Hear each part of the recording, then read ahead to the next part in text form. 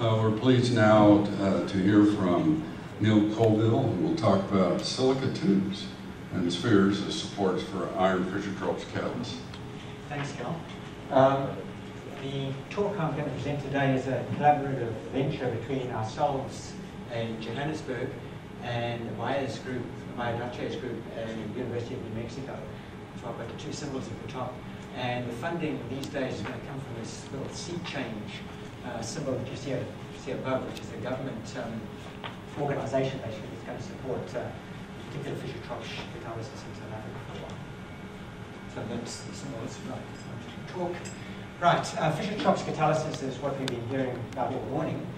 And just to remind you that it's really just taking some hydrocarbon source, converting it into syngas, CO hydrogen.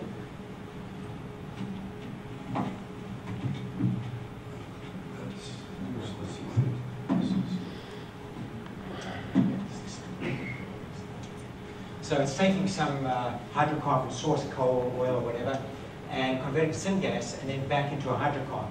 So in essence, we're going from a hydrocarbon to a hydrocarbon. In this case, I'm showing coal going to, say, polyethylene. The reaction itself is catalyzed by a number of catalysts.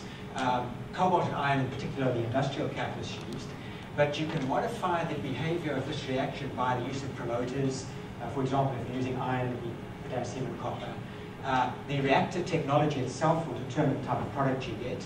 But what I want to focus on today are the use of supports in influencing or hoping to influence Fischer-Tropsch reactions. In particular, today we've got all sorts of new materials that are becoming available that have only been prepared in the last 5 or 10 years. And they now can be used as supports not only for Fischer-Tropsch catalysts, but other catalytic reactions as well. So what I want to concentrate on, though, are silicas and whether there's any effect of morphology on a Fischer-Tropsch reaction. Right, if you want to control making silicas, the easiest way in is by means of the sol-gel process. And just to remind you about the sol-gel reaction, it involves what you normally start with is a metal alkoxide. In this case, M would be silica, but clearly it could be generalized to alumina, titanium. You could make the same types of structures. I'm going to show you the silica with the other types of metals as well, using the sol-gel process. So the sol-gel process just involves taking an alkoxide with water, forming an OH group, a hydroxy group on the metal, in this case silicon, semi-metal, taking two of these together, removal of water to create MOM, which is silica if you like. So if you take this reaction, you will get amorphous silica, quite easy way to make silicas. But that's the thermodynamic product, is the amorphous silica. It's possible, as is quoted in this reference, that in material science, say chemistry, solids will basically can be prepared by thermodynamic routes, but from a chemical perspective, we can go and if we use organic and inorganic starting materials, we can get kinetic control of our products. This then has the potential to lead to all sorts of weird and wonderful structures. And indeed, if we look at the biomineral area, we see these exotic radiolarians which have wonderful structures. I mean, we don't want to make these necessarily catalyst supports, but they give you an example of what is potentially possible. Beautiful structures, pseudo-hammered, something you can stick pins in and so on. Just wonderful structures that can be made by kinetic control of your materials. The way in which you can control the kinetic direction, if you like, is by the use of templates. And so instead of just doing your sol-gel reaction just by adding the reagents together, the alkoxides in the presence of water, in the presence of templates, it's possible to get these types of structures, not as exotic as the ones I've shown you, but you can control the actual structure that you can get from that simple reaction. The downward product being just amorphous silica, or it could be titanium or alumina, or other materials. The types of templates that have been used to date are polymers, surfactants, organogels, carbon nanotubes. Use these to just generate your silica structures. I'm going to talk a little bit about organic crystals, that's the route we've been using, or biominerals. And in essence, by using these materials, we can control shape and size of the materials. And I've listed some references from which we initiated our work. In particular, Nakamura's reference in 1995 was really the initiation of this sort of study. The types of templating reagents that we've been using are these materials here, acids with COH groups, organic acids, hydroxy groups, and normally we form these as salts, and we can form the ammonium salt, and these in solution will form microcrystallites around which your silica can template. So these are the types of materials we're using. You can see they're all pretty much the same, and I'll just take some examples to show you as we work along what we can get out of these types of reactions. When we're looking at silica in particular, as opposed to other reagents, there are a number of issues. Silica's got a good surface area. The reason we chose to look at this is because there's poor strong metal support interaction between silica and many metals. There are problems, of course, because silica in the presence of water can get structure collapse. And also, just to remind you that if you don't use template, you can use amorphous silica, or you can actually have these stone spheres, which I'll show you at the bottom here. Solid silica particles in spherical form. What we've done is we've taken a generic synthetic route, and I'm just going to show you the sort of the outline of how we've approached this problem using examples from the literature, is to take an organic acid, one that I showed you, present of ethanol water just for solubility reasons. You add this TIOS, which is your silica reagent. You adjust the pH, you dry, you calcine, and so on.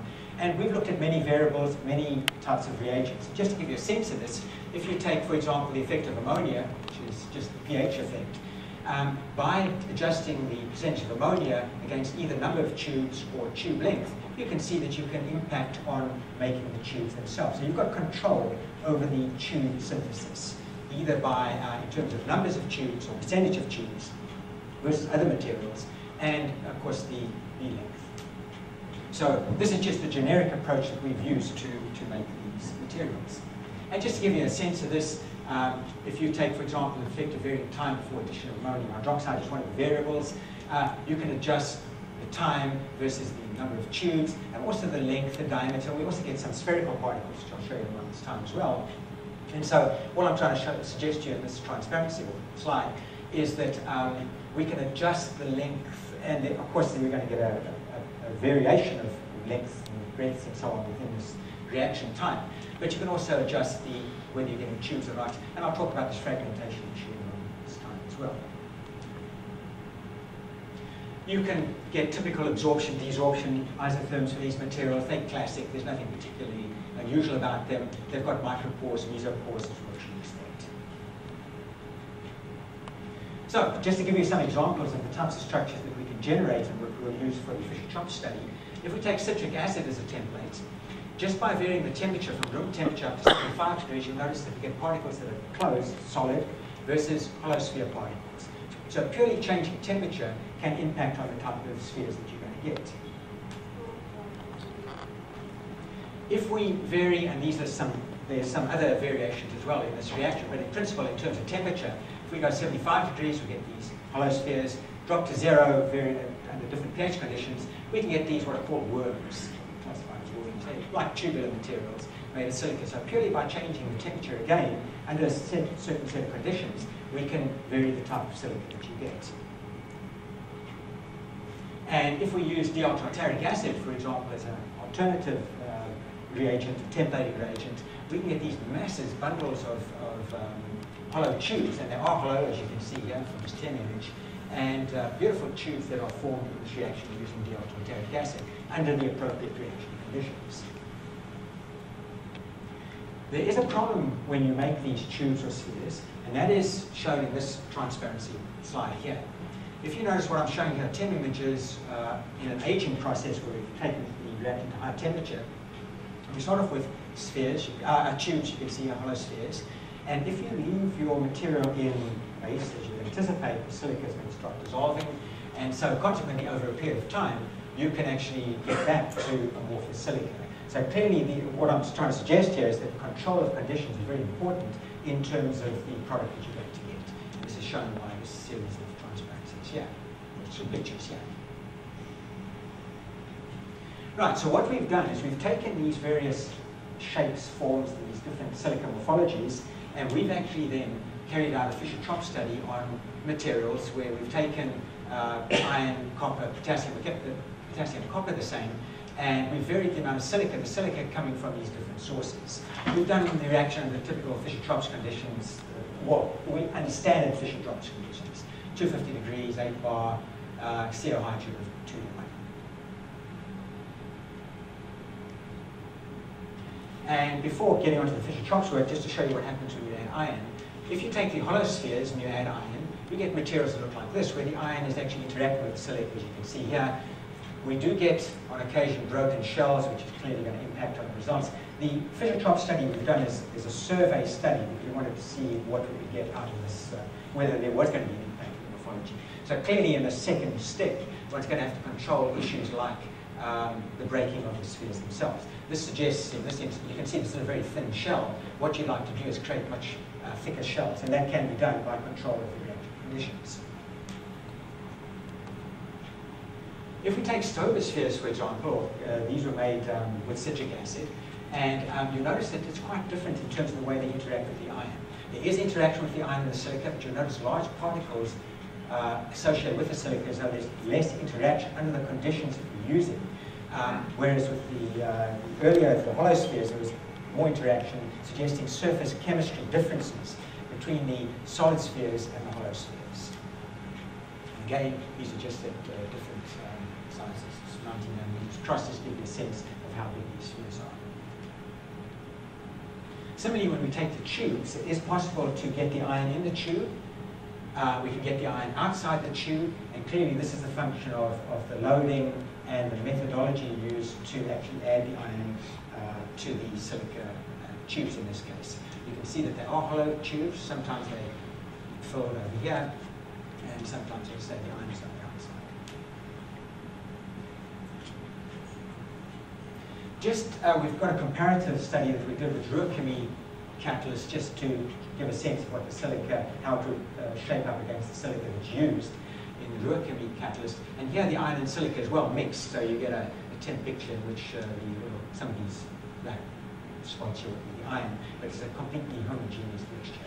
And we wanted to see what the effect would be, or compare the effect with the materials we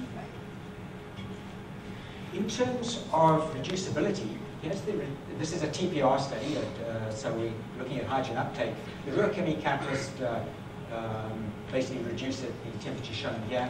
The reason that we're getting this effect here is because we are seeing some iron particles which are not interacting with the silica, and consequently they're easier to reduce. But there are also effects out here where there's interaction with the silica and the iron.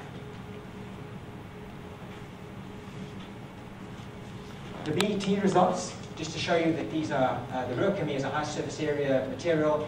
We get reasonably high surface area materials from these silica materials. After calcining, they drop as you'd expect, and we're looking at sort of about 40-50 meters squared per gram. There are variations here, which one has to take into account looking at the actual data. Just to show you one or two examples of the Fischer-Tropsch data that we've got, and to give you an indication of what these materials are like. The Ruhr-Chemie is, if you like, standard. It's under a set of conditions, so clearly nothing is optimized in the study. And you can see that the nanotubes actually are not bad. The hollow spheres are pretty terrible because there's a very good interaction between the iron and the silicon, so less easy to reduce. And the Stover type spheres come in the middle here. Notice again that they all are stable catalysts over a period of time because they're looking at a variation here of a couple of %. So they're all stable catalysts once they get going under these conditions. A bit of variation here, but it's just a few %. Again, the Ruhr-Chemie catalyst is much better than what we've got. With a different loading of iron, we get similar types of trends. That's really what I wanted to show you. So we get different trends in accuracy. But in essence, they're not optimized catalysts. It's just purely to reflect on the effect of the morphology on the FT capabilities. Just to give you a sense of selectivities, though, the selectivities, you notice that if you look at the CO conversions, we're up at 35. This is taken on the 18% data. And we've got the two low reacting solids over here. In general, the catalysts are acting very similar. There's very little effect of silica on the selectivity of these materials, even though the conversions are slightly different, except for the nanotube. And here you notice that there's a high methane amount of methane being produced, presumably because there's some diffusional type effect in the tubes themselves. That's all we can suggest at the moment. But otherwise, they're very similar, and that leads to the lower alpha value. The alpha value is all pretty much the same as well. Post-reaction, we looked at the Moscow spectra of these materials, and they're all pretty much giving the same sorts of results. If you look at the Ruhr chemie catalyst, about 50% of the carbide, which is believed to be the active material, you notice that they're all around about 50–60%. So what we're looking at then is a surface area phenomena, which is related to the use of the silica, but the catalysts are all operating in the same sort of manner. Again, we've not tried to optimize anything, which is purely a screening effect to see what would happen, and we do see these effects. The nanotube, we see a little bit of iron, but small amounts of iron in the nanotube in these stratospheres, with certain stratospheres. So, conclusion, for the time. What we find is that silicas with different morphologies are very easy to synthesize. These are facile techniques one can use, and once one's optimized the type of material that you want to get, you can make them in large quantities. There's no trouble in making these. We can control the size, so in principle, we should be able to make tubes with different diameters and different, again, with a range of values, but different lengths and different widths.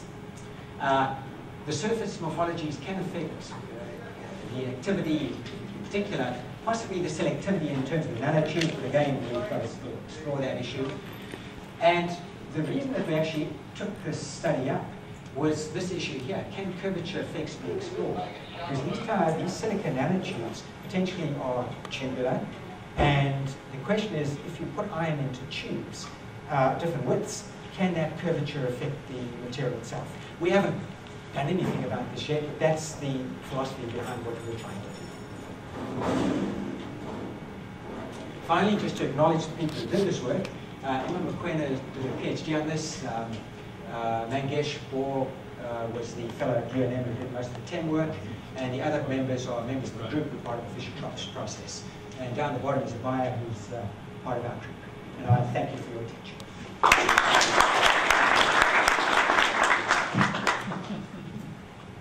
We have time for a couple of questions.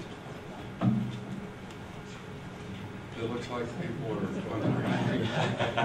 We want to thank all of you for your involvement in this symposium this morning.